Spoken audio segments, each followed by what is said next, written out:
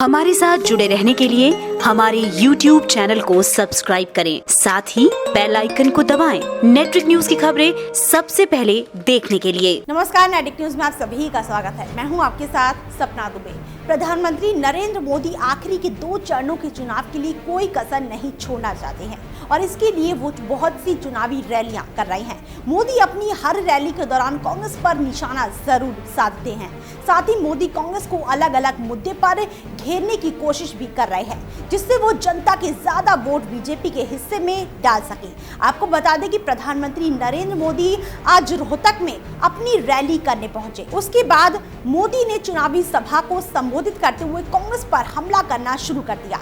प्रधानमंत्री नरेंद्र मोदी ने कांग्रेस पर तंज कसते हुए कहा कि कांग्रेस के नेताओं की खोपड़ी में अहंकार भरा है। उन्होंने कहा कि कांग्रेस में एक ही परिवार का सम्मान किया गया, लेकिन अन्य बड़े नेताओं का मान नहीं रखा गया। मोदी ने हमेशा की तरह आतंकवाद का मुद्दा उठाते हुए कहा कि यूपीए सरकार में आतंकवादी हमले करते रहे और यूपीए सरकार बस रोती रही। उसके बाद मोदी ने अपनी सरकार की प्रशंसा करते हुए कहा है कि आज हमने खुली छूट दे दी है और हमारी सरकार में हमला हुआ तो करारा जवाब देंगे। मोदी ने कहा है कि गोली का जवाब गोला से देगा ये चौकीदार। साथ ही कहा है कि आतंकियों का समर्थन करोगे तो हम घर में घुसकर गोली मारेंगे। मोदी ने कांग्रेस को आड़े हाथों लेते हुए कहा है कि भाखड़ा नंगल डैम की परिकल्पना करने वाले सर छोटू राम थे, लेकिन उनको इसका श्रेय नहीं दिया।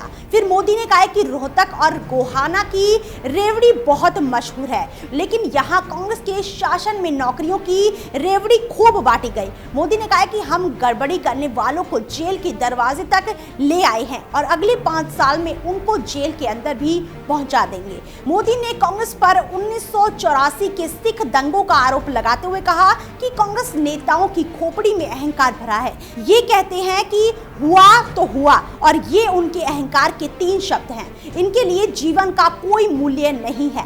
हजारों सिख भाई बहनों का कत्लेआम हुआ, पर आज कांग्रेस कह रही है कि हुआ तो हुआ। गौरतलब है कि बीजेपी इन दिनों 1984 के सिख दंगों को लेकर कांग्रेस पर निशाना साध रही है और इसी बीच कांग्रेसी नेता सैम पित्रोदा ने 1984 के मुद्दे पर विवादित बयान दे दिया है। उन्होंने कहा है कि 84 में हुआ तो हुआ। उनके इस बयान पर बीजेपी ने आपत्ति दर्ज कराई है। आइए जान लेते हैं कि क्या थी 1984 में सिख दंगों की वजह और क्यों बीजेपी इस मुद्दे पर कांग्रेस को घेरना चाहती है। दरअसल 1984 में जो सिख विरोधी दंगे थे वो इंडियन सिखों के खिलाफ थे और इसके पीछे कारण था तत्कालीन प्रधानमंत्री इंदिरा गांधी की हत्या, जिनकी हत्या उन्हीं के अंग रक्षकों ने की थी जो कि सिख थे। और प्रधानमंत्री इंदिरा गांधी की हत्या के बाद ये दंगे शुरू हो गए। वहीं इन दंगों में 3000 से ज्यादा लोगों की मौत हुई थी, जिसमें 2000 से ज्यादा लोग दिल्ली में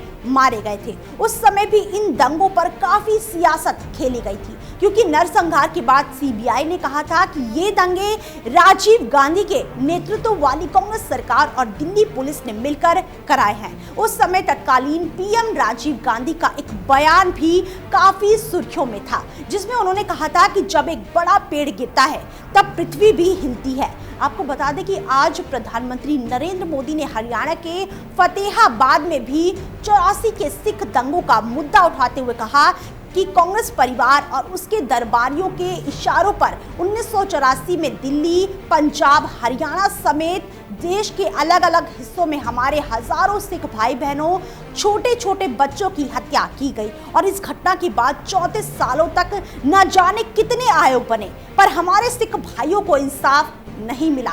अब सियासी घमासान में किसकी जीत होगी और किसकी हार, देश की जनता किसे पहनाएगी विजय का हार, ये तो 23 मई को ही पता चलेगा।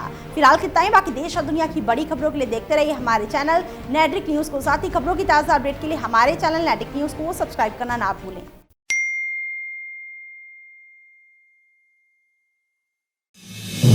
आप देख रहे हैं नेटवर्क न्यूज, साहस सच कहने का।